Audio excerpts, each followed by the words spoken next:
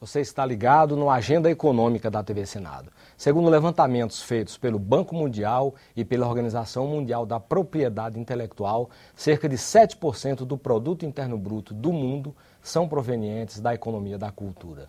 O setor é apontado em todos os países como de elevado potencial, não somente em termos de participação no PIB, mas também para retirar milhões de pessoas da linha de pobreza. A economia da cultura é o tema de hoje do seu Agenda Econômica. Quem está conosco para análise desse tema é a economista Ana Carla Fonseca, da empresa Garimpo de Soluções, autora e conferencista consagrada nesse assunto. Participa da entrevista o jornalista Beto Almeida. Doutora Ana, muito obrigado pela sua presença nos estúdios da TV Senado. Obrigada pelo convite. Vamos começar com a nossa conversa com um pouco de uma parte conceitual, né? O que é economia da cultura exatamente e o que é economia criativa? Ah, perfeito, porque é uma confusão enorme sobre isso. Economia da cultura é uma disciplina econômica reconhecida, inclusive internacionalmente, que existe desde a década de 60. E ela se dedica a analisar justamente as dinâmicas econômicas que se estabelecem nos setores culturais. O impacto econômico, as relações de emprego, a proporção entre tecnologia e mão de obra, todas essas questões ligadas ao mundo da economia. Economia criativa é um termo bastante mais recente. Ele surgiu em meados da década de 90, tomou fogo rapidamente, porque vários países viram que havia nisso um potencial interessante, o Brasil dentre eles. E ele abarca, a economia criativa a rigor abarca tudo o que é economia da cultura e mais uma série de outros setores que Por exemplo, que bebem criatividade como software, como design, como arquitetura, propaganda, que para alguns, inclusive, tem uma raiz cultural, porque são setores que, a rigor, beberiam cultura para devolver algo mais funcional, mas não para todos, não unanimidade com relação a isso. Então, ele expande o universo da cultura e acaba abarcando também alguns setores mais ligados a tecnologias. Doutora Ana, muito obrigado pela presença. Os dados que nós dispomos apontam uma indústria criativa nos Estados Unidos, uma economia criativa nos Estados Unidos, com uma participação de 11% do produto interno bruto, ou seja, muitíssimo expressivo. Aliás, dizem que a cultura lá só perde para a economia bélica e para alguns outros poucos setores. Ela estaria ali bem na ponta, né? Agora, como é isso no Brasil? Como é que nós poderíamos dimensionar a participação brasileira, tanto da economia da cultura, como da economia criativa no Brasil? Qual é a diferença, qual é o porte, qual é o tamanho? Como é que nós poderíamos também situar esses elementos do Brasil na América Latina? Deixa eu começar por partes, então, e a me remeter por esse estudo. Esse estudo foi desenvolvido, inclusive, pela UNCTAD, para nosso grande orgulho, desenvolvido por uma brasileira, coordenado por uma brasileira, Edna Duisenberg, junto a 5 agências da ONU. Justamente um esforço estatístico de juntar dados que não necessariamente estariam disponíveis com todos. E daí, da junção desses dados, chegou-se à conclusão, por exemplo, dos 11%, 11,12% do PIB dos Estados Unidos. Esse PIB se refere às indústrias criativas, então ele vai além das indústrias culturais e abarca justamente a questão de direitos de propriedade intelectual de modo geral ligados a software, animação, a questões que ficam ali um pouco na divisa entre o que seria a cultura e o que seria a tecnologia. No Brasil, a gente tem uma carência profunda de dados, infelizmente. Essa é talvez esse seja o nosso grande gargalo para desenvolver um planejamento voltado a isso. E a gente acaba incorrendo naquela máxima de se não é importante eu não meço, se eu não meço não é importante, e as pessoas continuam tratando cultura como se fosse despesa e não investimento. Há um estudo, para ser mais sincera, desenvolvido pela Firjan, a Federação das Indústrias do Rio, que fez uma análise da cadeia dessas indústrias criativas. Na ausência de uma definição de quais seriam as nossas indústrias criativas ou as mais promissoras para o Brasil, eles adotaram um conceito, ou a lista de indústrias classificadas assim pelo Reino Unido, inclusive, permitindo uma certa comparabilidade desses dados internacionais. E esse estudo acaba dividindo, enfim, os setores entre os setores centrais, que seria, por assim dizer, o faturamento dessas indústrias, e depois ele pega também as atividades, os bens e serviços relacionados e os de apoio. Se a gente se ativer especificamente ao que seria a contribuição dessas indústrias, per se, que são 13 setores a rigor, artesanato, artes, equipamentos culturais, festas, festividades, tem a ver com folclore e afins, as indústrias culturais e essas que ficam mais limítrofes, o faturamento, enfim, o PIB, a contribuição dessas indústrias seria algo como 2,6% do PIB do Brasil. Se nós juntarmos a isso essa contribuição que vem dos bens e serviços dependentes diretamente dessas indústrias, Por exemplo, os instrumentos musicais fundamentais para fazer música, o cosmético fundamental para o teatro, para as artes cênicas em geral, os registros de marcas e patentes ligados a essas indústrias criativas, nós somaríamos a esses 2,6%, 5,4% do PIB. Quer dizer, considerando o indireto, né? Exatamente. Os fatores indiretos estão ligados. Os que estão indiretamente a indústria criativa nos Estados Unidos, como o Beto falou aí, quer dizer, está com um termo de 11%. Quer dizer, então, no Brasil, o que se tem ideia é que há 320 mil empresas voltadas para a produção cultural e que geram 1,6 milhões de empregos formais. A gente tem ideia, nesse momento em que se estão lançando, o Brasil está mais com o olho voltado para longo prazo, médio prazo, inclusive Petrobras, várias empresas estão começando a se habituar a lançar programas de médio e longo prazo. A gente tem ideia de como é que isso vai se comportar no médio e longo prazo? Então, na verdade, em base a esses dados, não, porque a gente tem um dado pontual, que foi um levantamento, um sistema de informações e indicadores culturais desenvolvidos pelo IBGE, que mede para 2003, 2004, 2005. Então, o último dado que a gente tem, que é esse, é de 2005. Chegar um médico com um hemograma já defasado de 6 anos é algo complicado. Mas o que a gente percebe também, só sendo um pouco mais otimista com relação a esse número, é que, além dele em si já ser bastante robusto, ele acaba refletindo a economia formal. E a gente percebe que no setor cultural, até intuitivamente, o nível de informalidade é massivo, né? Então, é muito mais fácil ter informalidade no setor cultural do que no setor automobilístico, por exemplo. Esse número é muito subestimado. As tendências que a gente observa, enfim, até por uma questão de exportações, questões pontuais que a gente vai correlacionando, dão conta que ele certamente terá subido no próximo número, seja ele de 2011, 12, 13, quando a gente vier a ter novos dados, comparados a esse 2005, certamente ele será maior. Esse banco de dados vem de onde? O IBGE participa? Quem que participa? Na verdade, ele se chama Sistema de Informações e Indicadores Culturais justamente porque ele mistura uma série de fontes de dados de pesquisas contínuas do IBGE. Então, tem a CNAE, tem a POF, PNAD, das mais diversas vertentes de produção, de consumo, despesas familiares.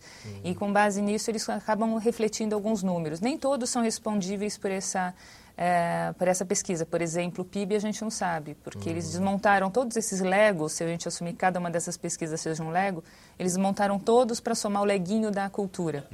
E algumas pecinhas para responder algumas perguntas não estão em nenhum desses legos, então a gente precisaria de pesquisas suplementares. Agora, como é que nós poderíamos avaliar o grau de democracia na difusão dos produtos culturais e também um outro elemento que é assim, será que existe, de fato, uma democracia econômica nesse setor da cultura?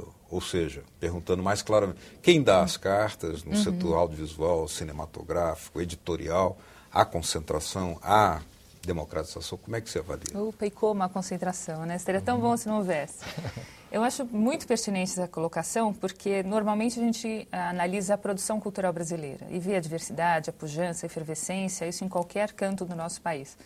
Mas essa produção claramente não vinga em termos econômicos se a gente não passar por uma distribuição que seja minimamente democrática ou aberta. Então a gente entra num processo de um funil, que de fato a gente tem uma produção muito vasta, mas uma distribuição muito concentrada. E essa distribuição invariavelmente é o que dá a tônica para ser uma demanda do mais do mesmo. Então essa diversidade cultural não é demandada porque as pessoas não conhecem. Como a gente vai pedir um prato que não está no cardápio? E em não demandando, vários criadores, artistas, produtores culturais deixam de trabalhar com aquilo, porque ninguém está comprando, se dedicam a qualquer outra coisa. A gente tem um genocídio de talentos culturais aos borbotões, porque aquela demanda não comporta essa produção. Então, a gente tem uma distribuição muito engargalada, concentração de salas de cinema já entre os municípios. Dos poucos municípios que têm salas de cinema, 5 mil não tem, dos 500 que tem, a gente tem 85% em média das salas nas mãos dos grandes conglomerados, com uma presença gigantesca também na televisão. Você pega dados da Ancine que dão conta que 99,6%, 99,5%, 99,9% das emissoras abertas tem longas de origem estrangeira, quer dizer, o que sobra, 0,1%, não sobra. Né? Quase não se exibe o cinema nacional. Então, nem no cinema, nem na televisão. E isso também ocorre com música. A gente tem 70% do comércio mundial de música nas mãos de 4 grandes empresas, segundo a Pricewaterhouse. No caso do cinema, que a senhora mencionou aí, há um agravante que são salas controladas também por empresas estrangeiras. Claro, né? exatamente. Que são conglomerados hoje também, né? E isso não vem de agora. É até interessante a gente fazer uma passagem histórica, se me permitirem, porque ainda na década de 30, o que foi perceptível do mundo do audiovisual foi que os estúdios da França começaram a ficar muito incomodados com os estúdios de Hollywood, porque ambos disputavam o mesmo mercado. E a França sempre, desde os irmãos Lumière, é muito associada ao audiovisual. Durante a Segunda Guerra Mundial, um dos países mais endividados para com os Estados Unidos, que virou o Banco do Mundo, foi a França. E foi celebrado em 1946, portanto, logo após o término da Segunda Guerra, um acordo chamado Bloom-Burns, em nome aos dois signatários francês e estadunidense, em que era negociada a anistia de parte da dívida e um novo empréstimo, enfim, pagável ao longo de 35 anos, sob uma condição que era a abertura das salas de cinema da França durante 3 semanas por mês para os filmes dos Estados Unidos. Então, essa concentração já vem de longa data, né? E não é só aqui, é no mundo inteiro, mas a gente tem, de fato, que encontrar caminhos alternativos, em especial mídias digitais, novos modelos de negócios, para romper com um ciclo que é muito perverso. Falando um pouco, né, em salas de cinema, como foi colocado aí, o que se pode dizer sobre a distribuição de salas de cinema de mais de 5 mil municípios brasileiros, levando-se em conta as regiões? Nós temos aqui, segundo dados da Ancine, que em primeiro lugar nós temos 1.244 salas de cinema no Sudeste. Temos no segundo lugar 328 salas no Sul, em terceiro lugar Nordeste com 273 salas, quarto lugar com 193 salas o Centro-Oeste e em último lugar o Norte com 60 salas de cinema. O que é que está havendo com as salas de cinema no país? Quer dizer, estão encolhendo, em função dessa grande participação dos grandes conglomerados, que não deixa que se proliferem novas salas. O que acontece? Qual é a análise que a senhora faz? Se a gente entender o audiovisual como um setor econômico, é natural que haja uma concentração nas regiões onde há maior geração de renda. Isso é proporcional. O que acontece, eu acho que são 2 questões. A primeira delas é a concentração em poucos municípios. E a segunda é, dentro dos municípios que têm salas de cinema, o conteúdo é controlado pelos grandes conglomerados. E muitos deles, sua vasta maioria, internacionais. Então, não só a gente tem pouco acesso ao audiovisual, como do que a gente tem, a gente acaba tendo mais do mesmo, porque não é nem que a gente tenha diversidade da produção audiovisual estrangeira. São os mesmos Homens-Aranhas, os Shreks e os etc., que a gente vê em 3 salas do mesmo complexo de salas. Inclusive, no passado, a gente tinha mais acesso ao cinema europeu, né? É verdade. Cinema francês, cinema alemão. É verdade. Isso desapareceu quase completamente. Né? Na verdade, essa desproporção que existe da concentração de conglomerados prejudica também a Europa, né? Prejudica também a Ásia. A antítese disso, curiosamente, é a Índia, né? A Índia fabrica 2 vezes mais filmes do que os Estados Unidos, do que os estúdios de Hollywood. Eles têm um mercado doméstico muito forte. Há estimativas, embora a gente as tome com pinças, de que 1% da população indiana vai ao cinema todos os dias. Isso dá algo como 13 milhões de pessoas. Nossa! Porque lá é um modo de vida, né? E é uma presença muito menor, pífia praticamente, dos conglomerados estrangeiros, porque são filmes com características muito próprias, inclusive. Agora, nós temos um cenário de contradição, né? Porque tem havido um fomento à produção do cinema brasileiro, mas ele vai se deparar com uma inexistência de exibição. Perfeito. Ou seja, então os filmes se gargalo, produzem, né? mas não são vistos. Vão para a gaveta. Como é que fica isso? Então, eu acho que aí é que a economia da cultura também traz uma clareza de pensamento, que é essa que você apresenta. Porque é impossível pensar em termos econômicos como um setor que tem mercado em algo que pare na produção, que não mexa com distribuição e não mexa com demanda. Então, se nós não entendermos isso como um ciclo econômico, nós continuaremos colocando dinheiro pelo bueiro, do ponto de vista econômico, fabricando filmes, criando filmes, como querem alguns, que na verdade não são exibidos nem no cinema nem na televisão, participam eventualmente de festivais. São filmes só para festivais? Claro, mas e o povo que inclusive está pagando por isso, pelas leis de incentivo, acaba não vendo esse filme. Né? Essa espécie de aliança que tem havido entre o shopping e as salas de cinema, quer dizer, a sala de cinema correndo do lugar inacessível, difícil de chegar, a coisa de transporte, de segurança, e correu para o shopping. Essa aliança, como é que está indo? Pode dar certo? Eu acho que para os shoppings pode dar muito certo e para as salas de cinema também, mas para nós que gostaríamos de ter filmes talvez alternativos, com outras propostas, não necessariamente. Não é um bom local para ser. Porque você tem uma concentração aí também, né? As salas de cinema de shopping center são aquelas que participam de grandes cadeias, não são as salas independentes. Então, isso ajuda o shopping e o cinema, não necessariamente. E foi feita uma opção por selecionar pelo preço alto dos ingressos, salas muito pequenas. Exatamente. Né? E manter, portanto, uma receita baseada num público cada vez menor. Exatamente. Isso é um problema. E viciado no mesmo tipo de conteúdo, né? Então a gente tem ali todo um ciclo. Agora, a senhora teve ideia assim, como é que podia ser feito para se quebrar isso? Porque criou um ciclo, né? Quer dizer, quem tem as salas tem o contato com o centro do produtor e distribui para aquele produtor, para Monte, não sei o que e tal. Quer dizer, então como é que quebra esse ciclo? Como é que se faz normalmente para se quebrar esse ciclo? Pois é, se a gente tem um bairro no qual todas as padarias são de um padeiro, ele sempre vai vender o pãozinho dele. Né? Então, a única forma que eu vejo é de encontrar mecanismos alternativos dos outros padeiros estarem fazendo o pãozinho deles serem conhecidos, os pãezinhos serem conhecidos, combis, o que for.